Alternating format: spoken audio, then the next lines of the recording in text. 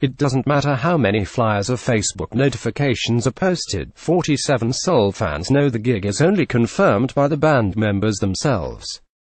It normally comes within a day or two of the performance after the band post the anticipated picture confirming they passed immigration. In addition to causing promoters ulcers, such situations are sadly the norm for the Palestinian quartet. Due to population displacement, none of the band have a permit to reside in the homelands and have instead fled to grow up in various countries ranging from Jordan to the US. With the band now based in London, 47 Soul's energetic and futuristic brand of electro-dabki is garnering an increasing number of fans and has resulted in some spectacular festival gigs, including a heroic performance as part of the Glastonbury and WOMAD Festival in the UK in 2015 and 2016. Movement is an issue for us, admits vocalist and percussionist Tarek Abu Quaik, who is also known as Alpha-3i.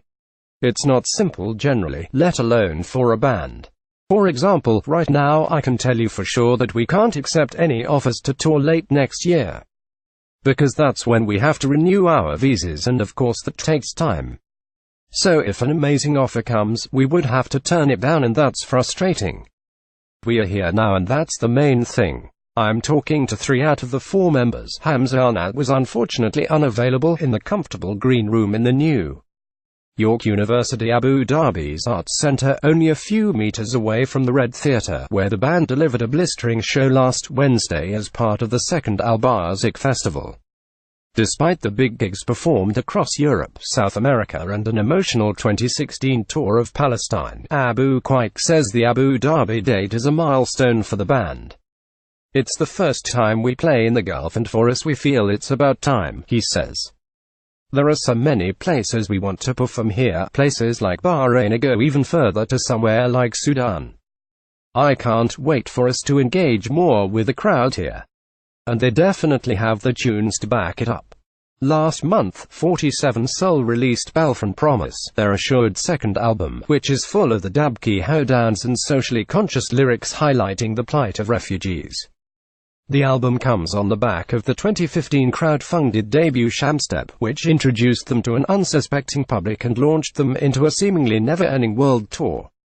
With the band renowned for their electric live performances, 47 Soul had the challenge of transferring that stage energy to the recording studio. That was pretty arduous task for frontman Wala Sabiat, who as the Abu Dhabi crowd witnessed is a marauding figure on stage as he engages in various traditional dances that can be seen in Palestinian street weddings. While that is difficult, I think the bigger challenge with an album is people may not understand what the music is about, he says. I don't know whether we intended that on purpose, but people associate our music with wedding culture in Palestine, and with that comes celebration and big street parties.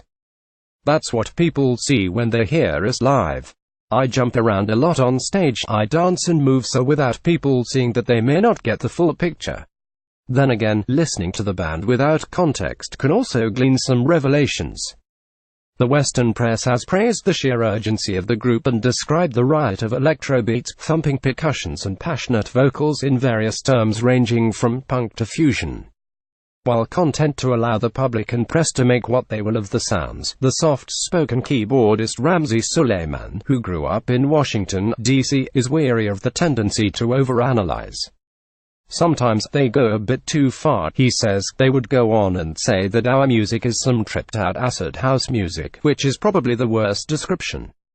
We can't stop people expressing their views, of course, but we're seeing more people now having at least a basic understanding of what we are about. Most of the time, that is achieved through the group's strident lyrics. With an equal mix of Arabic and English, the group's effervescent arrangements rub up against words that are fierce and uncompromising. Formed in 2015 in Jordan, all the band's members are songwriters in their own right and hail from relatively successful groups. Abu Quaik was a member of the Jordanian rockers El Maraba 3, while Arnat was with friendly rivals Autostrad. Suleiman had an electronic music alter ego Zed the People, while Sabiat also sings lead vocals for Palestine's Ministry of Dabki. We were a collective first, and then 47 Soul grew bigger than what we expected. Abu Quaik says. Considering all the talent on offer, Sabiat says there is a system in place to ensure all creative voices are heard. Normally a person comes with a specific idea and we work on it together. We channel all our thoughts and ideas through that one person. Blank. Read more. Barzik Festival. Atida brings Angola's vintage sounds to the masses. Barzik Festival. Punk band The X-Revel in Ethiopian music rhythms. Wasla Music Festival. Autostrad explain the Jordanian music ethos. Blank. Abu Quaik agrees. In a way, that person becomes the chief song officer. They are in charge of seeing it through from the arrangements to the lyrics, which to us are very important.